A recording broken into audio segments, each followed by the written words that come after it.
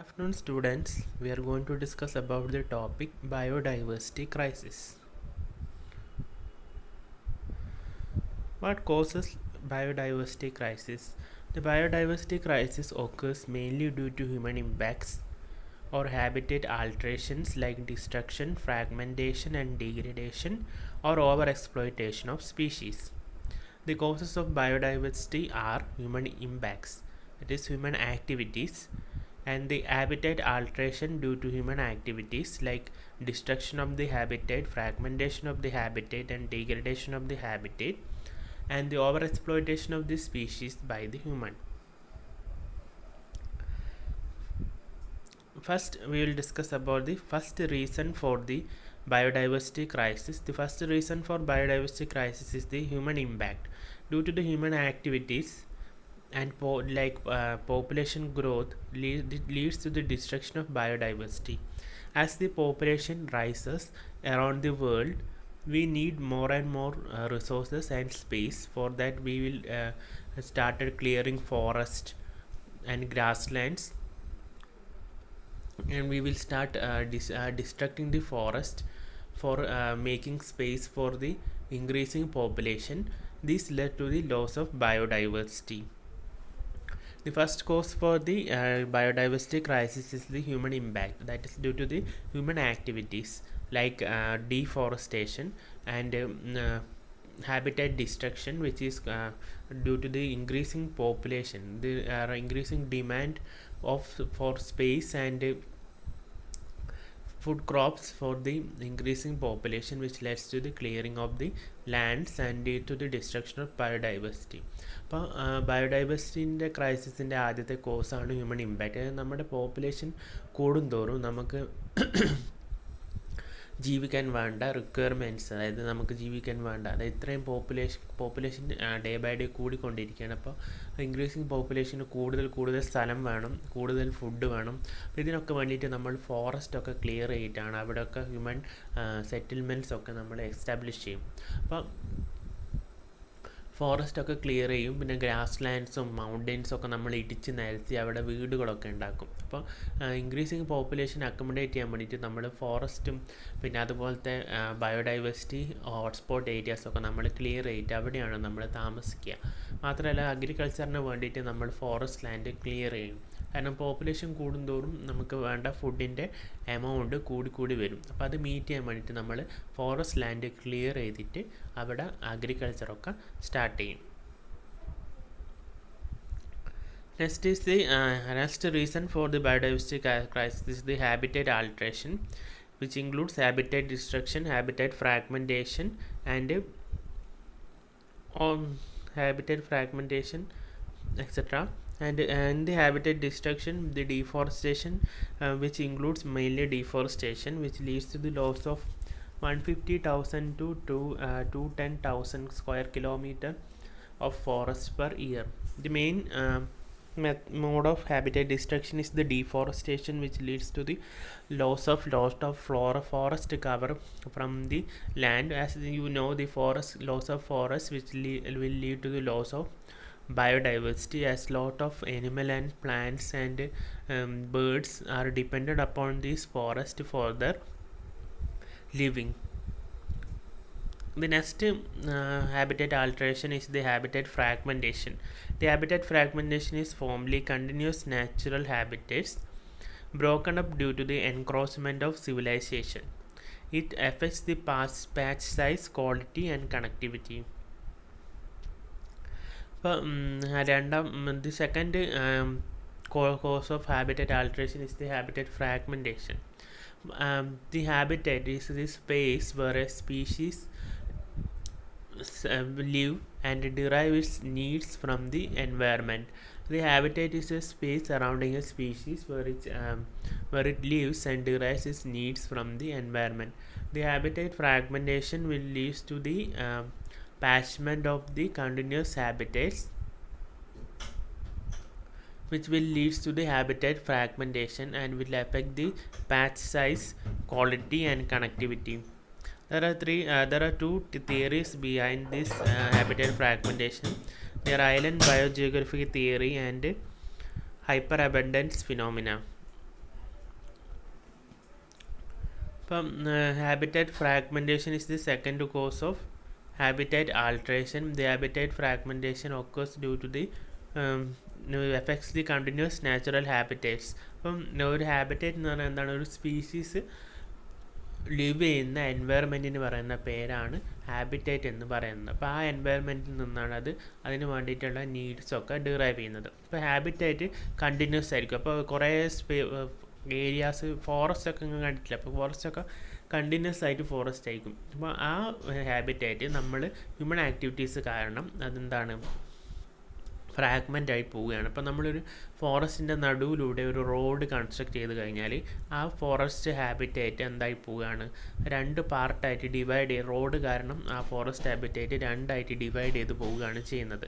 അപ്പോൾ അതിന് പറയുന്ന പേരാണ് ഹാബിറ്റേറ്റ് ഫ്രാഗ്മെൻറ്റേഷൻ എന്ന് പറയുന്നത്. അതായത് ഉള്ള ഹാബിറ്റേറ്റിൻ്റെ ഉള്ളിൽ കൂടെ നമ്മൾ റോഡും പാലങ്ങളൊക്കെ ഉണ്ടായിക്കഴിഞ്ഞാൽ ആ ഹാബിറ്റേറ്റ് രണ്ടായിട്ട്, ആ റോഡും പാലവും ആ ഹാബിറ്റേറ്റിനെ രണ്ടായിട്ട് ഡിവൈഡ് ചെയ്യും. അപ്പോൾ അതാണ് ഹാബിറ്റേറ്റ് ഫ്രാഗ്മെൻറ്റേഷൻ എന്ന് പറയുന്നത്. ആദ്യം ഈ ഹാബിറ്റേറ്റ് കണ്ടിന്യൂസ് ആയിരിക്കും, പക്ഷേ നമ്മുടെ ആക്ടിവിറ്റി കാരണം അത് ഫ്രാഗ്മെൻ്റ് ആയി പോവുകയാണ് ചെയ്യുക. അപ്പോൾ ഇപ്പോൾ നിങ്ങൾക്കറിയാം, ഇപ്പോൾ നമ്മൾ മോസ്റ്റ് ഓഫ് ദി എനിമൽസ് എന്ത് ചെയ്യും, most of the animals are migratory, like എലിഫൻറ്റ്സ്.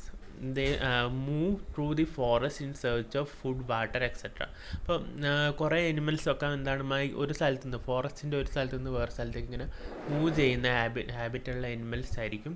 അപ്പോൾ അതിന് കണ്ടിന്യൂസ് ഹാബിറ്റായിട്ട് വേണം. Like elephant. അപ്പോൾ എലിഫൻറ്റ്സൊക്കെ വെള്ളവും പിന്നെ ഫുഡൊക്കെ തേടി കുറേ ദൂരം, വേനൽക്കാലങ്ങളിലൊക്കെ കുറേ ദൂരം അതിങ്ങനെ സഞ്ചരിക്കും. അപ്പോൾ അതിൻ്റെ ഹാബിറ്റേറ്റിൻ്റെ ഉള്ളിൽ കൂടി നമ്മളൊരു റോഡ് കൺസ്ട്രക്ട് ചെയ്ത് കഴിഞ്ഞാൽ അതിൻ്റെ ഹാബിറ്റായിട്ട് ഫ്രാഗ്മെൻ്റ് ആയി പോകും. അപ്പോൾ അതിൻ്റെ ആ സ്പീഷീസിൻ്റെ സൈസ്, അതായത് ആ സ്പീഷീസിൻ്റെ നമ്പറിനെയും അതിൻ്റെ ക്വാളിറ്റീനെയും പിന്നെ അതിൻ്റെ കണക്ടിവിറ്റീനെയും ഒക്കെ എഫക്റ്റ് ചെയ്യും. അതായത് ഒരു പ്ലേസിൽ നിന്ന് ഒരു ഹാബിറ്റേറ്റിൽ നിന്ന് വേറെ ഹാബിറ്റേറ്റിലേക്കുള്ള ആ സ്പീഷീസിൻ്റെ കണക്ടിവിറ്റീനൊക്കെ അത് എഫക്റ്റ് ചെയ്യും. ഇപ്പോൾ രണ്ട് തിയറിയാണ് ഈ ഹാബിറ്റേറ്റ് ഫ്രാഗ്മെൻറ്റേഷന് പുട്ട് ഫോർ ചെയ്തത്. ഒന്ന് ഐലൻഡ് ബയോജിയോഗ്രഫിക് തിയറി, രണ്ടാമത്തത് hyper abundance phenomena. The island biogeographic theory paved the way for understanding fragmentation effect. അപ്പോൾ നോക്കാം, അപ്പോൾ ഐലൻഡ് ബയോജിയോഗ്രഫിക് തിയറി എന്ന് വെച്ചാൽ എന്താണ്, ഐലൻഡ് എന്ന് വെച്ചാൽ എന്താണ്, ഐലൻഡ് എന്ന് വെച്ചാൽ ഐസൊലേറ്റഡ് ആയിരിക്കും ഐലൻഡ്സൊക്കെ. അപ്പോൾ ഈ ഹാബിറ്റേറ്റ് ഫ്രാഗ്മെൻറ്റേഷൻ കാരണം ഹാബിറ്റേറ്റ്, ഒരു കണ്ടിന്യൂസ് ആയിട്ടുള്ള ഹാബിറ്റേറ്റ് ഐലൻഡ്സ് ആയിട്ട് ബ്രേക്ക് ഡൗൺ ചെയ്യും. അതായത് ഒരു ഹാബിറ്റേറ്റ് വേറെ ഹാബിറ്റേറ്റിൽ നിന്ന് ഐസൊലേറ്റ് ചെയ്തിട്ടാണ് ഉണ്ടാകുക. ഈ ഐസൊലേഷനുള്ള കാരണം ഹാബിറ്റേറ്റ് ഫ്രാഗ്മെൻറ്റേഷൻ ആണ്. ഇപ്പോൾ ഐലൻഡ് 1, ഐലൻഡ് 2, ഐലൻഡ് 3, ഐലൻഡ് 4 ഒക്കെ കാണുന്നില്ല. അപ്പോൾ ആദ്യം ഈ ഐലൻഡ്സ് ഒക്കെ ഒരുമിച്ചായിരുന്നു ഉണ്ടായിരുന്നത്. അപ്പോൾ ഹാബിറ്റേറ്റ് ഫ്രാഗ്മെൻറ്റേഷൻ കാരണം ഇത് ഒക്കെ ഒരു സിംഗിൾ ഐലൻഡ്സ് ആയിട്ട് മാറുകയാണ് ചെയ്തത്.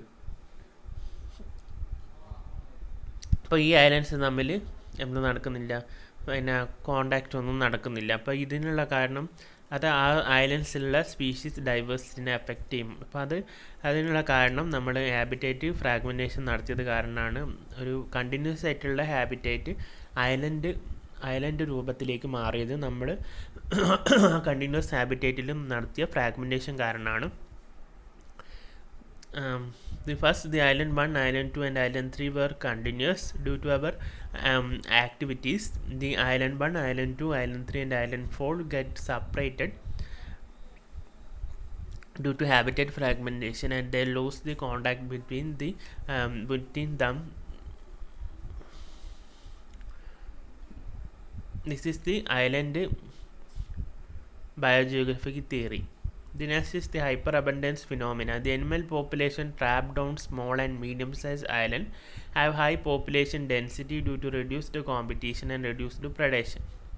ഇപ്പോൾ ഹൈപ്പർ അബൻഡൻസ് ഫിനോമിന പേര് തന്നെ ഉണ്ട്. അതായത് ഈ ഐലൻഡ്സിൽ ട്രാപ്പ് ചെയ്ത എനിമൽസിൻ്റെ പോപ്പുലേഷൻ വല്ലാതെ കൂടും. കാരണം കോമ്പറ്റീഷൻ ഇല്ല, പ്രഡേഷൻ ഒന്നുമില്ല. അപ്പോൾ അതുകൊണ്ട് ഈ ഐലൻഡ്സിലുള്ള എനിമൽസിൻ്റെ പോപ്പുലേഷൻ കൂടുകയാണ് ചെയ്യുക. ആണ് ഹൈപ്പർ അബൻഡൻസ് ഫിനോമിന എന്ന് പറയുന്നത്. അതായത് സാധാരണയുള്ള എണ്ണത്തിനെക്കാട്ടും കൂടുതലായിട്ട് ഈ എനിമൽസിൻ്റെ എണ്ണം കൂടും.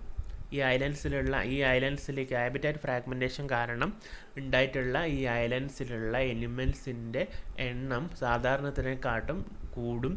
ആ കൂടാനുള്ള കാരണം എന്താണ് ഹാബിറ്റാറ്റ് ഫ്രാഗ്മെൻറ്റേഷൻ ആണ്. കൂടാനുള്ള കാരണം എന്താണെന്ന് വെച്ചാൽ ഈ ഹാബിറ്റാറ്റ് ഫ്രാഗ്മെൻറ്റേഷൻ കാരണം കോമ്പറ്റീഷനും ഉണ്ടാവില്ല, പ്രഡേഷനും ഉണ്ടാവില്ല. Due to the hyperabundance phenomena occurs due to the habitat fragmentation, and the number of species in the island created due to the habitat fragmentation will rise due to the reduced competition and reduced predation.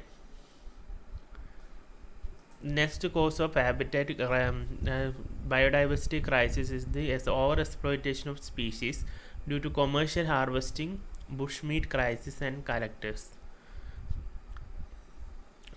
The next cause of biodiversity crisis is the overexploitation of species. The species, when they are overexploited, it led to the species extinction, and will lead to the biodiversity crisis, as all the species are occur in a food chain and interconnected. The loss of one species will affect the entire food chain.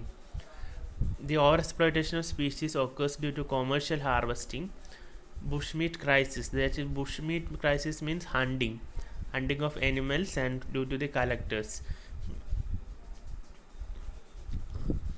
ഇപ്പോൾ over exploitation of species എന്താണ്? അതായത് നമ്മൾ ആ സ്പീഷീസിനെ over exploit ചെയ്ത് കഴിഞ്ഞാൽ ആ സ്പീഷീസിൻ്റെ number കുറഞ്ഞു വരും. മാത്രമല്ല, ഈ സ്പീഷീസ് ഒരു ഫുഡ് ചെയിൻ്റെ ഒക്കെ ഭാഗമായിരിക്കും. അപ്പോൾ ആ സ്പീഷീസ് എക്സ്റ്റെൻഡ് ആയി കഴിഞ്ഞാൽ അതിനെ ഡിപ്പെൻഡ് ചെയ്തിട്ടുള്ള വേറെ സ്പീഷീസിൻ്റെ നമ്പറിനെ അത് എഫക്റ്റ് ചെയ്യും.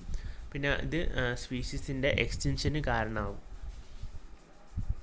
അപ്പോൾ ഈ ഓവർ എക്സ്പ്ലോയിറ്റേഷൻ ഓഫ് സ്പീഷീസ് ഉണ്ടാകാനുള്ള കാരണം കൊമേഴ്ഷ്യൽ ഹാർവെസ്റ്റിംഗ് ആണ്. അതായത് നമ്മൾ കൊമേഴ്ഷ്യലായിട്ട് ഈ അനിമൽസിനൊക്കെ ഹാർവെസ്റ്റ് ചെയ്ത് കഴിഞ്ഞാൽ എന്ത് നടക്കും? ഈ സ്പീഷീസിൻ്റെ എണ്ണം കുറഞ്ഞു വരും. പിന്നെ ഹണ്ടിങ്, അതായത് ബുഷ് മീറ്റ് ക്രൈസിസ് എന്ന് വെച്ചാൽ ബുഷ് മീറ്റ് എന്ന് പറഞ്ഞാൽ ഹണ്ട് ചെയ്തിട്ട് നമുക്ക് കിട്ടുന്ന മീറ്റാണ് ബുഷ് മീറ്റ് എന്ന് പറയുന്നത്.